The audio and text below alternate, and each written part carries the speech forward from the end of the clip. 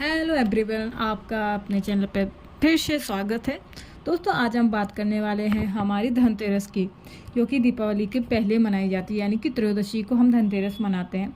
और इस दिन का बड़ा ही महत्व है। जितने कि हम दिवाली जितने एक्साइटमेंट के साथ मनाते हैं, उतने ही एक्साइटमेंट के साथ हम धनतेरस भी मनाते हैं, क्योंकि धनतेरस के दिन हम खरीदारी भी करते हैं और पूजा पाठ भी बहुत ही अच्छे से दिवाली के तरीके से ही हम करते हैं। इसकी भी मान्यता कुछ कम नहीं है। जितनी दिवाली की मान्यता है उतनी ही धनतेरस की भी मान्यता है, क्योंकि इस दिन लोग अपने घर में सुख समृद्धि लाने के लिए भगवान कुबेर को विराजमान करते हैं। तो चलिए, अब हम इस व्रत की जब मान्यता हमने जान ली है, तो इस व्रत की हम विधि भी जान लेते हैं। तो शुरू करते हैं इस व्रत की विधि। सबसे पहले आपको क्या करना है कि जब आप जहाँ आपका पूजा स्थल है, जहाँ आप पूजा करते हैं, वहाँ पे आपको एक चौकी जमानी है। सबसे पहले तो आपको उस स्थान को शुद्ध करना है, यानी कि गंगा जल आप वहाँ से छिड़क सकते हैं। इसके बाद आपको वहाँ पे चौकी जमाना है। अब चौकी जमाने के बाद आप उस पर लाल वस्त्र, यानी कि जो कोरा होना चाहिए लाल वस्त्र, कोई यूज नहीं किया हो जिसको आपने, आप वो लाल वस्त्र वहाँ पे बिछाइए। इसके बाद आप जब लाल वस्त्र बिछा लेते हैं तो वहाँ पे भगवान कुबेर की जो आप तस्वीर लाए होते हैं मार्केट से, वो आप तस्वीर भी आपको नई लानी है। आप रीयूज नहीं कर सकते हैं कि जो आपने तस्वीर पिछली साल यूज करी थी उसको ही आप, क्योंकि हमें हर बार नई तस्वीर लानी होती है। हाँ, अगर आपके पास कुबेर भगवान की मूर्ति है जो आप उसको वही वाली आप यूज कर सकते हैं। माता उन्हें को ही उनके साथ पूरी विधि विधान के साथ उनको उस पर स्थापित कर सकते हैं। वरना आप अगर नई तस्वीर यूज करते तो आप मार्केट से नई लेके आएँ। इसके बाद आप कुबेर भगवान को वहाँ विराजमान कर लेते हैं। अब इस दिन का नाम ही है धनतेरस, और इस दिन धन्वंतरी भगवान की भी पूजा होती है। और धन्वंतरी भगवान को जो है आयुर्वेद का भगवान माना जाता है, यानी कि आयुर्वेद के देवता माने जाते हैं वो। तो उनको भी आप वहाँ पे विराजमान करिए चौकी पे। और हमारे सबसे ज़्यादा प्रथम पूजनीय गणेश भगवान, जिनके बिना तो कोई भी पूजा अधूरी रहती है, कोई भी पूजा पूरी तो होती ही नहीं। तो इसलिए आप उनको तो सबसे पहले वहाँ विराजमान जरूर करिए।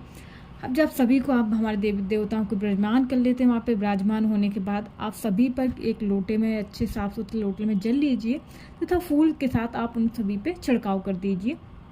सभी को यानी कि जल चढ़ा दीजिए। स्नान वगैरह होता है, स्नान करा दीजिए। अगर आप स्नान कराने लायक आपकी मूर्तियाँ हैं तो आप उनको स्नान जरूर कराएं, अन्यथा आप फूल से भी आप सबको जल समर्पण कर सकते हैं। इसके बाद जल समर्पण करने के बाद आप उनको तिलक करिए। सभी को हल्दी कंकु अक्षत के साथ आप उनको तिलक करिए। और फिर आप जो है उनको मौली को जो रहते हैं, यानी कि कहीं कहीं कलावा भी बोला जाता है, तो आप उस कलावे को उनको वस्त्र स्वरूप में उनको धारण करवाएं, यानी कि वस्त्र के रूप में उनको समर्पित करें। ये विधि पूरी होने के बाद आपको क्या करना है कि अब आते भाग भोग लगाने की। तो कार्तिक भगवान को तो क्या है, आप मार्केट से लड्डू ला सकते हैं, या फिर आप घर पे आप भोग बनाते हैं तो आप घर पे भी भोग बनाएं, तो वो सबसे ज़्यादा बेहतर माना जाता है। क्योंकि जो चीज़ हम भगवान को अर्पण कर रहे होते हैं, अगर हम उसमें अपने हाथों से बनाएं, अपना मन का जो है प्रेम और श्रद्धा सब साथ में लगाएं, तो वो कुछ ज़्यादा ही बेहतर रहता है। उससे भगवान हमारे ज़्यादा प्रसन्न होते हैं। तो आपने जो लड्डू बन है, जो आपके पास जो भी प्रसाद खैर अवेलेबल है, क्योंकि अगर आपके पास टाइम नहीं है बनाने का तो फिर आप मार्केट से ही लाएंगे। तो आप जो लड्डू हैं आप उनको एक कटोरी में, अच्छे से बर्तन में आप उनको अर्पण करिए, वहाँ पे चौकी पे रखिए। और जो हमारे देवता हैं, यानी कि धन्वंतरी देवता की पूजा भी होती है, वो हमारे आयुर्वेद के देवता माने जाते हैं। तो उनके लिए आपको क्या करना है कि उनके लिए हमें औषधि जो है उनको अर्पण करनी होती है। उनको औषधि प्रिय है, तो औषधि के रूप में आप सोच रहे हैं कि क्या चढ़ाना है। तो जैसे नीम हो गया हमारा, क्योंकि नीम औषधि के रूप में ही प्रयोग किया जाता है। और उसके बाद हमारा ये घर में एलोवेरा, जो कि जो आसानी से आजकल तो हर घर में आपको मिल ही जाएगा, आसानी से एलोवेरा तो मिलेगा।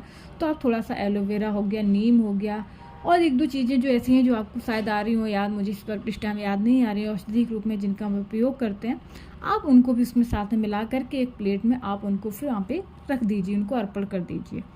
इसके बाद हमें करना है क्या है, अब हमें एक दीपक लेना है, जो कि हम रोज़ घर में यूज करते हैं भगवान के लिए। उस दिन आप उसको दीपक को अच्छे से मांज मूज लें। साफ सुफ करने के बाद आपको उसमें शुद्ध देसी घी डालना है और बाती बनानी है। इसके बाद वो दीपक वहाँ पे जला के रख देना है।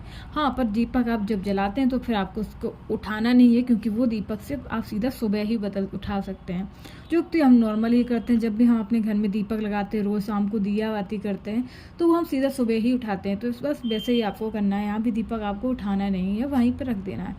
इसके बाद हमारा भोग हो जाता है, उनकी सारी जो है तिलक हो जाता है।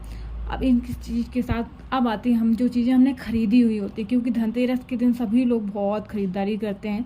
कुछ लोग सोना खरीदते हैं, कुछ लोग चांदी खरीदते हैं। जिसका जैसा बजट होता है वो अपने हिसाब से जो चीज़ अफोर्ड कर सकते हैं वो अपने हिसाब से वो चीज़ ज़रूर खरीदते हैं। कुछ लोग बर्तन खरीद लेते हैं धनतेरस के दिन, मगर ऐसा मानना होता है कि धनतेरस के दिन हमें स्टील, लोहा ऐसी चीज़ें नहीं खरीदनी चाहिए। जितना ज़्यादा हो सके हमें पीतल और ये जो है हमारी सोना चांदी, इन सभी चीज़ों को ही हमें ख़रीदना चाहिए। तो आपने जो भी ख़रीदा हो, अगर आपने चांदी का सिक्का ख़रीदा हो या सोने की कोई आपने ज्वेलरी ख़रीदी हो या सोने का सिक्का ख़रीदा हो, तो आप उसको क्या है वहाँ पे चौकी पे रखिए।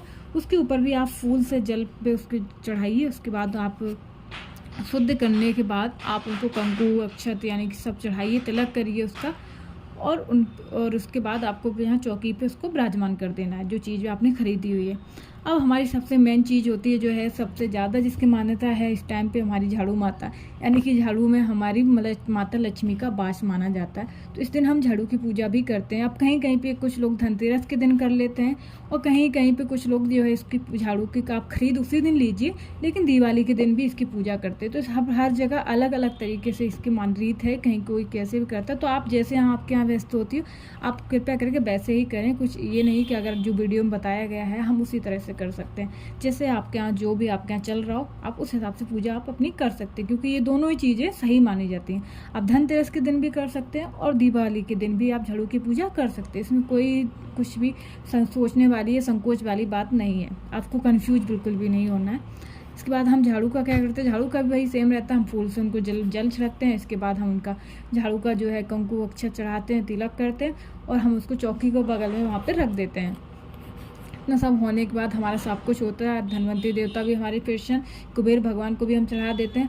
लेकिन हाँ, अगर जब ये आप पूजा करते हैं तो कृपया करके आप अपने पूरे परिवार को साथ में लेके पूजा करें, क्योंकि अगर हम भगवान की पूजा अपने पूरे परिवार के साथ करते हैं तो हमारे देवता जो देवी देवता होते हैं बहुत अति प्रसन्न होते हैं और इसका लाभ हमें बहुत ज़्यादा देखने को मिलता है। ऐसा नहीं है कि कोई 2 लोग कर रहे हैं, 2 लोग टीवी देख रहे हैं, 2 लोग कहीं निकल गए हैं। आप जिस दिन आपकी पूजा हो तो आप कृपया करके उस दिन पहले से ही आप अपनी तैयारी कर लें तथा सबको बोल दें टाइम निकालने के लिए।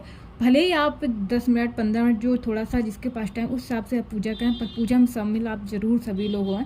और पूजा की जो क्रिया विधि आप सभी लोग बराबर से करें। सभी लोग आरती करें भगवान कुबेर की, देवताओं की, गणेश जी की, धनवंतरी भगवान की, सबकी आप पूजा करें और हाथ जोड़ करके उनसे प्रार्थना करें कि हमारे परिवार में सभी स्वस्थ रहें, किसी को भी कोई भी तकलीफ, बीमारी, हारियों से हमें अस्पताल ना जाना पड़े, इन चीज़ों से हमें दूर रखें। और कुबेर भगवान से भी प्रार्थना करें कि आप हमारे घर में हमेशा धन की बारिश करते रहें, सुख समृद्धि से हमारा घर भरा रहे। बस यही एक सच्चे मन से हम आपसे प्रार्थना करते हैं। तो देखिए फिर आपकी पूजा विधि यहाँ पे पूरी हो जाती है। इसके बाद भगवान का भी आप पे प्रसन्न हो जाते हैं और आपके जीवन सुखमय हो जाता है। तो